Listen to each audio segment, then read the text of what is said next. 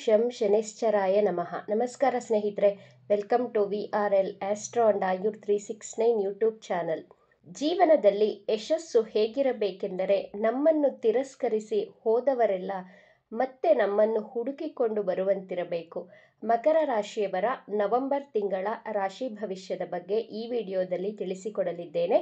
ಮಕರ ರಾಶಿಯವರ ಆರೋಗ್ಯ, ವಿದ್ಯಾಭ್ಯಾಸ, ಜಾಬ್ ಹಾಗೂ ಬಿಸ್ನೆಸ್, ಲವ್ ಲೈಫ್ ಹಾಗೂ ಮ್ಯಾರಿಡ್ ಲೈಫ್ ಬಗ್ಗೆ, ನವೆಂಬರ್ ತಿಂಗಳ ಅದೃಷ್ಟದ ದಿನಾಂಕದ ಬಗ್ಗೆಯೂ ತಿಳಿಸಿಕೊಡಲಿದ್ದೇನೆ. ಮೊದಲಿಗೆ ನವೆಂಬರ್ ತಿಂಗಳಲ್ಲಿ ಮಕರ ರಾಶಿಯವರಿಗೆ ಗೋಚಾರದಲ್ಲಿ ಗ್ರಹಗಳ ಸ್ಥಿತಿಗತಿಗಳ ಬಗ್ಗೆ ನೋಡೋಣ. ದ್ವಿತೀಯ ಭಾವದಲ್ಲಿ ರಾಹುಗ್ರಹ, ಮೂರನೇ ಭಾವದಲ್ಲಿ ಶನಿಗ್ರಹ, ಸಪ್ತಮದಲ್ಲಿ ಗುರುಗ್ರಹ, ಅಷ್ಟಮದಲ್ಲಿ ಕೇತುಗ್ರಹ, ದಶಮ ಭಾವದಲ್ಲಿ ಸೂರ್ಯ ಹಾಗೂ ಶುಕ್ರಗ್ರಹ, ಲಾಭಸ್ಥಾನದಲ್ಲಿ ಮಂಗಳ ಗ್ರಹ ಹಾಗೂ ಬುಧ ಗ್ರಹಗಳು ಸ್ಥಿತವಾಗಿದೆ. ಮಕರ ರಾಶಿಯವರ ಆರೋಗ್ಯ ನವೆಂಬರ್ ತಿಂಗಳಲ್ಲಿ ಹೇಗಿರಲಿದೆ ಎಂದು ನೋಡೋಣ. ನಿಮ್ಮ ಮೊದಲನೆಯ ಭಾವದ ಅಧಿಪತಿಯಿಂದ ನಿಮ್ಮ ರೋಗ ನಿರೋಧಕ ಶಕ್ತಿಯನ್ನು ವಿಶ್ಲೇಷಣೆ ಮಾಡಬಹುದು. ನಿಮಗೆ ಇಷ್ಟು ದಿನ ಇದ್ದಂತಹ ಲೆಗ್ ಪೇನ್, ಕಾಲು ನೋವು, ಮಂಡಿ ನೋವು, ಮೂಳೆಗಳಲ್ಲಿ ಸೆಳೆತ, ಬ್ಯಾಕ್ ಪೇನ್ ಇವೆಲ್ಲವೂ ಕ್ರಮೇಣವಾಗಿ ಕಡಿಮೆಯಾಗಲಿದೆ. ಸ್ಲೋ ಆಗಿ ರಿಕವರ್ ಆಗುತ್ತೀರಾ. ನವೆಂಬರ್ 15ರ ನಂತರ ತಲೆನೋವು, ವೈರಲ್ ಫೀವರ್ ಬರುವಂತಹ ಸಾಧ್ಯತೆಗಳಿರುವುದರಿಂದ ನಿಮ್ಮ ಆಹಾರ ಹಾಗೂ ಜೀವನ ಶೈಲಿಯ ಕಡೆ ಗಮನ ಕೊಡಿ. ಟ್ರಾವೆಲ್ ಮಾಡುವಾಗ ಆದಷ್ಟು ಮನೆಯಲ್ಲಿ ತಯಾರಿಸಿದಂತಹ ಆಹಾರವನ್ನೇ ಸೇವನೆ ಮಾಡಿ. ಮಕರ ರಾಶಿ ವಿದ್ಯಾರ್ಥಿಗಳ ವಿದ್ಯಾಭ್ಯಾಸದ ಬಗ್ಗೆ ನೋಡೋಣ. ಪಂಚಮ ಭಾವದಿಂದ ವಿದ್ಯಾಭ್ಯಾಸವನ್ನು ವಿಶ್ಲೇಷಣೆ ಮಾಡಬಹುದು. ನಿಮ್ಮ ಪಂಚಮಾಧಿಪತಿ ಶುಕ್ರ ಗ್ರಹ 10ನೇ ಭಾವದಲ್ಲಿ ಸ್ಥಿತವಾಗಿದೆ. ತುಲಾ ರಾಶಿ ಶುಕ್ರನಿಗೆ ಸ್ವಂತ ಮನೆಯಾಗಿದೆ. ಬುಧ ಗ್ರಹ ಹಾಗೂ ಮಂಗಳ ಗ್ರಹದ ದೃಷ್ಟಿ ನಿಮ್ಮ 5ನೇ ಭಾವಕ್ಕೆ ಬೀಳುತ್ತಿರುವುದರಿಂದ ನೀವು ಇಷ್ಟು ದಿನ ನಿಮ್ಮ ವಿದ್ಯಾಭ್ಯಾಸದ ಬಗ್ಗೆ ಕನ್ಫ್ಯೂಸ್ ಆಗಿರುತ್ತೀರಾ. ಆದರೆ ನವೆಂಬರ್ ತಿಂಗಳಲ್ಲಿ ನೀವು ಸರಿಯಾದ ನಿರ್ಧಾರಗಳನ್ನು ತೆಗೆದುಕೊಳ್ಳಲು ಸ್ಟಾರ್ಟ್ ಮಾಡ್ತೀರಾ. ನಿಮ್ಮ ವಿದ್ಯಾಭ್ಯಾಸದಲ್ಲಿ ಏಕಾಗ್ರತೆಯನ್ನು ವಹಿಸುತ್ತೀರಾ.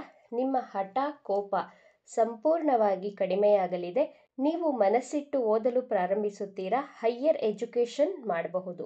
ಮಕರ ರಾಶಿಯವರ ಲವ್ ಲೈಫ್ ಬಗ್ಗೆ ನೋಡೋಣ. ಪ್ರೀತಿ ಪ್ರೇಮದ ವಿಚಾರವನ್ನು ಪಂಚಮ ಭಾವದಿಂದ ವಿಶ್ಲೇಷಣೆ ಮಾಡಬೇಕು. ನಿಮ್ಮ ಪಂಚಮಾಧಿಪತಿ ಶುಕ್ರ ಗ್ರಹ ತುಲಾ ರಾಶಿಯಲ್ಲಿದೆ. ಪ್ರೀತಿಗೆ ಕಾರಕ ಗ್ರಹ ಶುಕ್ರ ಗ್ರಹ ತನ್ನ ಮೂಲ ತ್ರಿಕೋಣ ರಾಶಿಯಲ್ಲಿರುವುದರಿಂದ ನವೆಂಬರ್ ತಿಂಗಳಲ್ಲಿ ನಿಮ್ಮ ಪ್ರೀತಿ ಪ್ರೇಮ ಬಾಂಧವ್ಯ ಸುಮಧುರವಾಗಿರುತ್ತದೆ. ಆದರೆ ಶನಿಗ್ರಹದ ದೃಷ್ಟಿ ನಿಮ್ಮ ಪಂಚಮ ಭಾವದ ಮೇಲಿರುವುದರಿಂದ ನೀವು ಪ್ರೀತಿಸುತ್ತಿರುವಂತಹ ವ್ಯಕ್ತಿಯಲ್ಲಿ ಹಠ, ಕೋಪದ ಸ್ವಭಾವವಿರುತ್ತದೆ. ಚಿಕ್ಕ ಪುಟ್ಟ ಮಾತುಗಳಿಗೆ ಹಠ ಮಾಡುವುದು, ಈಗೋ ತೋರಿಸುತ್ತಾರೆ. ನನ್ನ ಮಾತೇ ನಡೆಯಬೇಕು ಅಂದುಕೊಳ್ಳುವುದು ಈ ರೀತಿ ಇರುತ್ತದೆ. ಮಕರ ರಾಶಿಯವರ ವೈವಾಹಿಕ ಜೀವನ ನವೆಂಬರ್ ತಿಂಗಳಲ್ಲಿ ಹೇಗಿರಲಿದೆ ಎಂದು ನೋಡೋಣ. ಸಪ್ತಮ ಭಾವದಿಂದ ವೈವಾಹಿಕ ಜೀವನವನ್ನು ವಿಶ್ಲೇಷಣೆ ಮಾಡಬೇಕಾಗುತ್ತದೆ. ನಿಮ್ಮ ಸಪ್ತಮ ಭಾವದಲ್ಲಿ ಗುರುಗ್ರಹ ಸ್ಥಿತವಾಗಿದೆ. ಗುರುಗ್ರಹದ ದೃಷ್ಟಿ ಲಾಭಸ್ಥಾನ, ನಿಮ್ಮ ರಾಶಿ ಹಾಗೂ ತೃತೀಯ ಭಾವಕ್ಕೂ ಬೀಳುತ್ತಿದೆ. ನಿಮ್ಮ ಲೈಫ್ ಪಾರ್ಟ್ನರ್ ಯಾವುದೋ ಹೊಸ ಬಿಸ್ನೆಸ್ ಅನ್ನು ಪ್ರಾರಂಭ ಮಾಡಬೇಕು ಅಂತ ವೆಯ್ಟ್ ಮಾಡ್ತಾ ಇದ್ರೆ ಈ ತಿಂಗಳು ಬೆಸ್ಟ್ ಟೈಮ್. ನೀವು ನಿಮ್ಮ ಲೈಫ್ ಪಾರ್ಟ್ನರ್ ಜೊತೆ ಸೇರಿ ಹೊಸ ಬಿಸ್ನೆಸ್ ಅನ್ನು ಸ್ಟಾರ್ಟ್ ಮಾಡಬಹುದು. ನಿಮ್ಮ ಲೈಫ್ ಪಾರ್ಟ್ನರ್ ಆರೋಗ್ಯದಲ್ಲಿದ್ದಂತಹ ಸಮಸ್ಯೆಗಳು ಸಂಪೂರ್ಣವಾಗಿ ಕಡಿಮೆಯಾಗಿ ಚೇತರಿಸಿಕೊಳ್ಳುತ್ತಾರೆ. ಮಕರ ರಾಶಿಯವರ ವೈವಾಹಿಕ ಜೀವನ ನವೆಂಬರ್ ತಿಂಗಳಲ್ಲಿ ಎಕ್ಸಲೆಂಟ್ ಆಗಿರುತ್ತದೆ. ನಿಮ್ಮ ಮ್ಯಾನೇಜ್ಮೆಂಟ್ ಸ್ಕಿಲ್ಸ್ ಹೆಚ್ಚಾಗಲಿದೆ. ಒಳ್ಳೆ ಗುರುಗಳ ಮಾರ್ಗದರ್ಶನ ಸಿಗುತ್ತದೆ.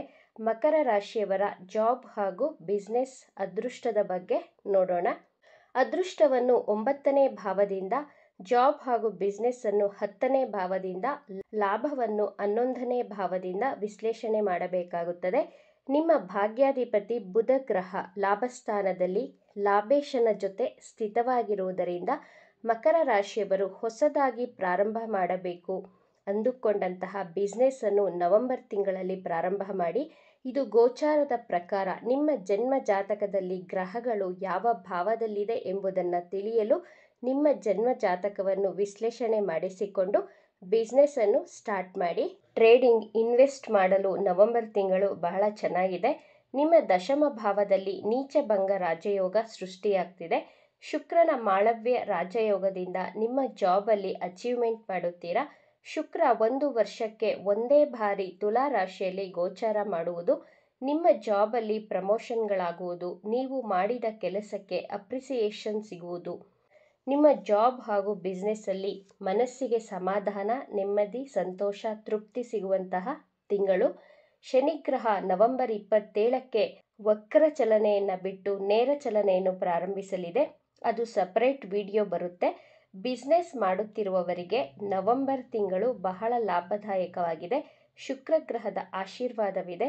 ಆದರೆ ಇದು ಜಸ್ಟ್ ಗೋಚಾರದ ಫಲ. ನಿಮ್ಮ ಜನ್ಮ ಜಾತಕದಲ್ಲಿ ನಿಮ್ಮ ಲಗ್ನಾಧಿಪತಿ ನಿಮ್ಮ ದಶಾಭುಕ್ತಿ ನೋಡಿ ಇನ್ನೂ ಪರ್ಫೆಕ್ಟ್ ಪ್ರಿಡಿಕ್ಷನ್ ಮಾಡಬಹುದು. ನವೆಂಬರ್ ತಿಂಗಳಲ್ಲಿ ಮಕರ ರಾಶಿಯವರ ಲಕ್ಕಿ ಡೇಟ್ಸ್ ಬಗ್ಗೆ ನೋಡೋಣ. ನವೆಂಬರ್ 2 ಹಾಗೂ 3 ಲಕ್ಕಿ. ಚಂದ್ರಗ್ರಹ ನಿಮ್ಮ ರಾಶಿಯಿಂದ 3ನೇ ಭಾವದಲ್ಲಿರುತ್ತದೆ. ಸಂತೋಷಕರ ವಾತಾವರಣವಿರುತ್ತದೆ. ನವೆಂಬರ್ 6 ಹಾಗೂ 7ನೇ ದಿನಾಂಕ ಲಕ್ಕಿ ಡೇ. ಚಂದ್ರಗ್ರಹ ವೃಷಭ ರಾಶಿಯಲ್ಲಿ 5ನೇ ಭಾವದಲ್ಲಿ ಸ್ಥಿತವಾಗಿರುತ್ತದೆ. 6, 7ನೇ ದಿನಾಂಕದಲ್ಲಿ ವಿದ್ಯಾರ್ಥಿಗಳಿಗೆ ಶುಭ ದಿನ, ಪ್ರೇಮಿಗಳಿಗೆ ಬೆಸ್ಟ್ ಡೇ. ನಿಮ್ಮ ಆರೋಗ್ಯ ಮನಸ್ಥಿತಿ ಚೆನ್ನಾಗಿರುತ್ತದೆ. ನಿಮ್ಮ ಒಂಟಿತನ ದೂರವಾಗುತ್ತದೆ. ನಿಮ್ಮ ಮಕ್ಕಳಿಂದ ಸಂತೋಷಕರವಾದಂತಹ ವಾತಾವರಣ ಸಿಗುತ್ತದೆ. ನಿಮ್ಮ ಹಾಗೂ ನಿಮ್ಮ ಮಕ್ಕಳ ನಡುವೆ ಇರುವಂತಹ ವೈಮನಸ್ಸುಗಳು ದೂರವಾಗುತ್ತದೆ. ಯಾತ್ರೆಯಿಂದ ಲಾಭ ಪಡೆಯುತ್ತೀರಾ. ನವೆಂಬರ್ 15, 16, 17 ಚಂದ್ರಗ್ರಹ ನಿಮ್ಮ ಭಾಗ್ಯಸ್ಥಾನದಲ್ಲಿರುತ್ತದೆ. ನಿಮ್ಮ ಅದೃಷ್ಟದ ದಿನ. ಸಂತೋಷವಾಗಿರುತ್ತೀರಾ. ನೀವು ಕಾಯುತ್ತಿರುವಂತಹ ದಿನವಿದು. ಹ್ಯಾಪಿ ನ್ಯೂಸನ್ನು, ಶುಭ ಸುದ್ದಿಯನ್ನು ಕೇಳುತ್ತೀರಾ. ಈ ವಿಚಾರಗಳು ನಿಮಗೆ ಇಷ್ಟ ಆಗಿದ್ದರೆ ನಮ್ಮ ಚಾನಲನ್ನು ತಪ್ಪದೇ ಸಬ್ಸ್ಕ್ರೈಬ್ ಮಾಡ್ಕೊಳ್ಳಿ. ಈ ವಿಡಿಯೋಗೆ ಒಂದು ಲೈಕ್ ಕೊಡೋದನ್ನು ಮರಿಬೇಡಿ. ಈ ವಿಡಿಯೋವನ್ನು ನಿಮ್ಮ ಫ್ರೆಂಡ್ಸ್ ಆ್ಯಂಡ್ ಫ್ಯಾಮಿಲಿ ಗ್ರೂಪಲ್ಲಿ ಹೆಚ್ಚು ಶೇರ್ ಮಾಡಿ. ನಿಮ್ಮ ಅಭಿಪ್ರಾಯಗಳನ್ನು ತಪ್ಪದೇ ಕಮೆಂಟ್ ಮಾಡಿ. Thank you friends.